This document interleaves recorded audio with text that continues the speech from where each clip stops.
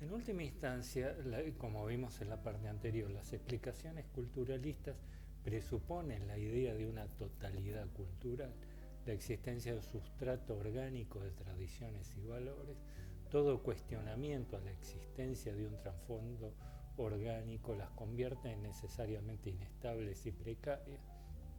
Sin embargo, la afirmación de la existencia de entidades tales, de algo semejante a un ethos hispano, no puede pasar nunca de un mero postulado indemostrable.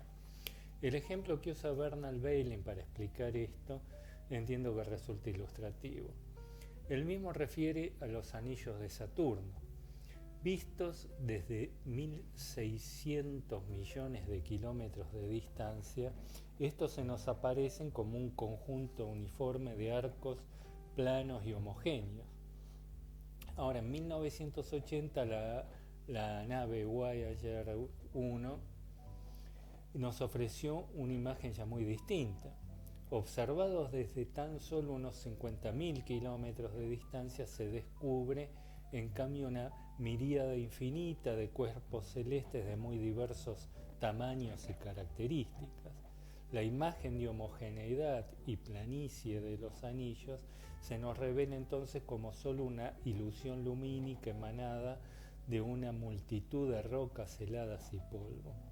Bueno, lo mismo puede decirse respecto de las culturas, que la multitud de hombres y mujeres de diversas generaciones, regiones, formaciones culturales, posiciones sociales, etcétera, que pueblan nuestro subcontinente, formen una única cultura, compartan todos un mismo ethos, bien puede ser solo una ilusión lumínica.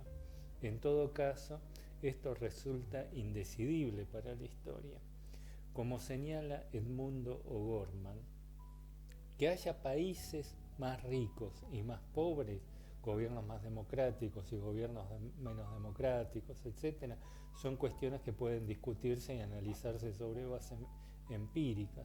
Ahora, la afirmación de que esto se deba a alguna suerte de determinación cultural resulta siempre incomprobable, nos conduce más allá de la historia, a un terreno ontológico de esencias eternas e ideas a priori, de entelequias, y les cito: poca es la distancia entre caracterizar como espíritu lo que se concibe como esencia, y así, pese a su ubicación en el devenir histórico, Iberoamérica resulta ser un ente en sí o por naturaleza idealista, y Angloamérica un ente en sí o por naturaleza pragmático.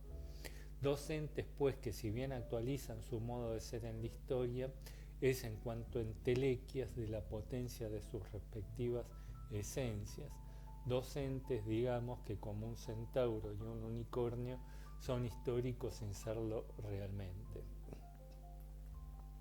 El problema metodológico de fondo que se plantea acá es cómo no hablar de la cultura local, cómo no referir las ideas en América Latina a algún supuesto sustrato cultural que explique el sistema de sus desviaciones y distorsiones locales. La referencia a la historia de ideas latinoamericanas, a las peculiaridades de la cultura local, resulta inevitable, pues sin ellas volvemos al problema original. ¿Para qué estudiar entonces la historia de ideas en América Latina? De allí que la afirmación de Haley que la experiencia distintiva del liberalismo en América Latina derivó del hecho de que las ideas liberales se aplicaron en un ámbito que le era refractario y hostil, etcétera, etcétera, aparece así como una verdad indisputable, trasciende a dicha escuela culturalista, ya formando parte del sentido común en la profesión.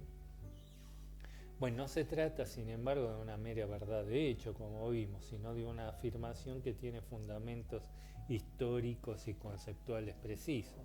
Más allá de su contenido particular, tal referencia a la cultura local viene a llenar una exigencia en la disciplina, ocupa un casillero dentro de una determinada grilla teórica. Las particularidades latinoamericanas funcionan acá como ese sustrato material objetivo en que las formas abstractas de los tipos ideales vienen a escribirse y encarnar históricamente. Serían aquello que concretiza las categorías genéricas de la historia de ideas y vuelve su estudio relevante en el contexto local. Dentro de los marcos de la historia de ideas, sin peculiaridades locales, sin desviaciones, el análisis de la evolución de las ideas en América Latina pierde todo sentido. Como decía Sea, México y todos los autores mexicanos salen sobrando. Sin embargo, como dice Pocock, dicho procedimiento no alcanza a rescatar al historiador de ideas de la circunstancia de que las construcciones intelectuales, y estoy citando, que trata de controlar no son en absoluto fenómenos históricos en la medida en que fueron construidos mediante modos ahistóricos de interrogación. Fin de cita. Por un lado, los modelos de pensamiento, los tipos ideales considerados en sí mismos, aparecen como perfectamente consistentes, lógicamente integrados y por lo tanto definibles a priori. Aun cuando nadie haya dicho lo que el modelo afirma, esto no afecta al modelo en sí mismo. En todo caso, el problema va a ser de los autores en cuestión, los cuales no habrían acertado a formular de manera consistente la doctrina en cuestión. En suma, como dice el dicho, si la realidad no coincide con la teoría, peor para la realidad. Por otro lado, las culturas locales, en tanto que sustratos permanentes como el etos hispano, son por definición esencias estáticas. El resultado va a ser una narrativa pseudohistórica que conecta dos abstracciones. En definitiva, los tipos culturales no son sino la contraparte necesaria de los tipos ideales de la historiografía de ideas tradicional. Y ello lleva a que todo este esquema quede atrapado en el juego de antinomias que le es inherente. La búsqueda de desviaciones solo puede dar lugar a una oscilación eterna entre los términos. Frente a un modelo individualista, la desviación solo podría ser interpretada como una recaída en el organicismo y viceversa. De así que no baste con cuestionar las aproximaciones culturalistas para desprenderse a las apelaciones esencialistas a la tradición y a las culturas locales como principio explicativo último.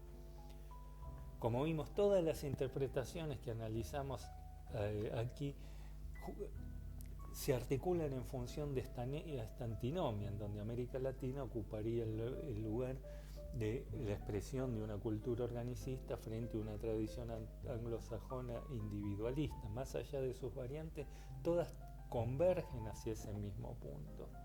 En definitiva, para escapar de tales antinomias externas, es necesario minar los supuestos epistemológicos en que tales apelaciones a la cultura local se fundan.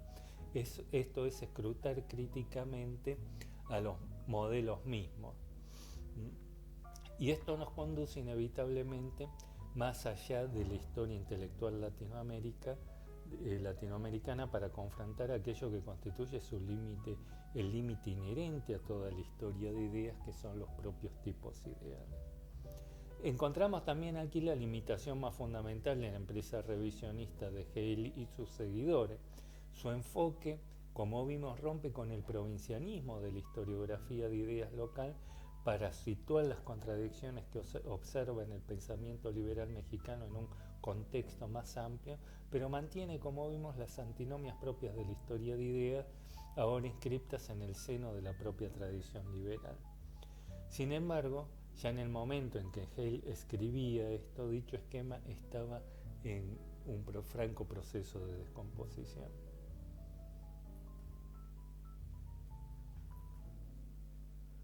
En efecto, en esos años comenzaba la empresa de demolición del modelo propuesto por Hartz iniciada sobre todo por Bernard Bailey.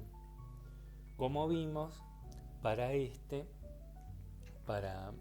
Hart, los principios liberales y democráticos que presidieron la Revolución de Independencia encarnaría la esencia de la cultura política norteamericana.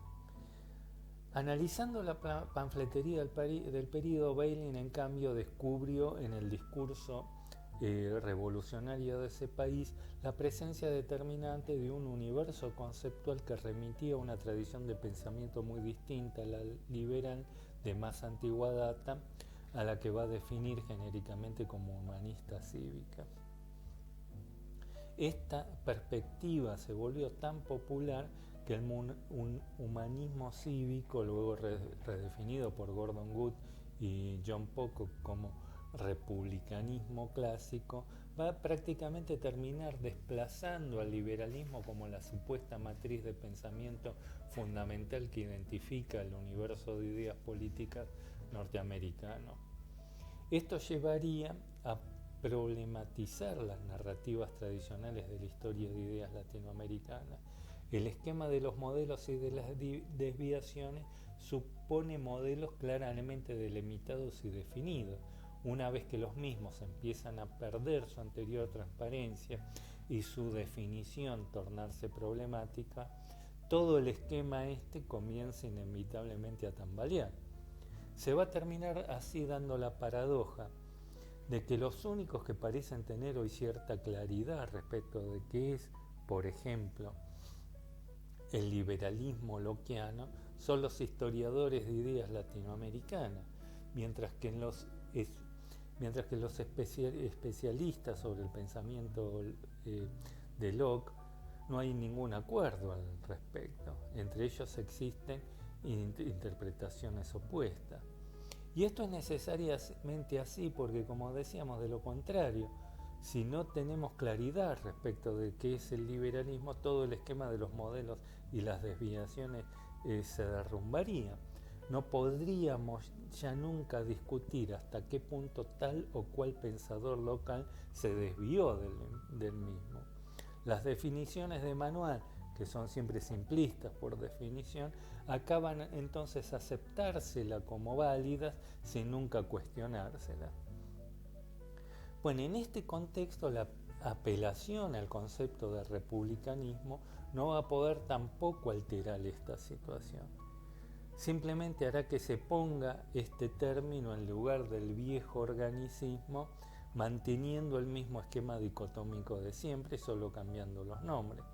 El único cambio va a consistir en haberle dado una prosapia algo más honorable al antiguo organicismo.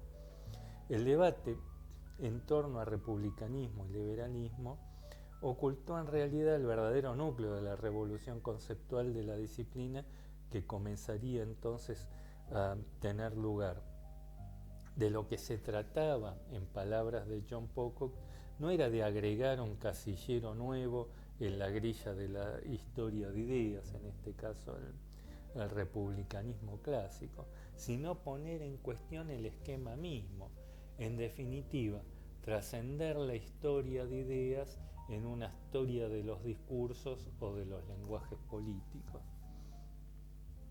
En efecto, ya no se trata de dejar de lado los términos liberalismo y conservadurismo y adoptar el de lenguaje republicano, ya que nada impediría todavía terminar convirtiendo al republicanismo, en otro sistema de pensamiento, desdibujándose así el verdadero sentido de la transformación conceptual que dichos autores produjeron. Lo que se plantearía ahora es la necesidad de desprovincianizar a la propia crítica de dicho modelo para ligar los problemas en él hallado a limitaciones inherentes a la propia historia de ideas y no solo como expresión de una peculiaridad local latinoamericana que deja siempre a los modelos en sí mismos y a los esquemas tradicionales de la historia de ideas intactos, a salvaguarda de toda crítica. El punto fundamental es que el proyecto mismo de historizar las ideas genera siempre contradicciones inevitables. Si enfocamos nuestros análisis exclusivamente en la dimensión referencial de los discursos, las ideas, no hay modo de hallar las marcas lingüísticas de su contexto de enunciación, puesto que en efecto las mismas no radican en este plano. No vamos a encontrar en el plano de las ideas nada que especifique al pensamiento local. Volviendo al planteo de Hale, está claro que ni el conservadurismo, ni tampoco la mezcla entre conservadurismo y liberalismo es un invento latinoamericano, algo que no se puede encontrar en cualquier otro país del mundo. La historia de ideas conduce hacia un callejón sin salida, genera una ansiedad por particularidades locales, ya que desde esta perspectiva la historia intelectual local no tendría sentido estudiarla, genera, como decía, una ansiedad por peculiaridades locales que nunca puede alcanzar a satisfacer, con lo que termina así minando sus propios fundamentos.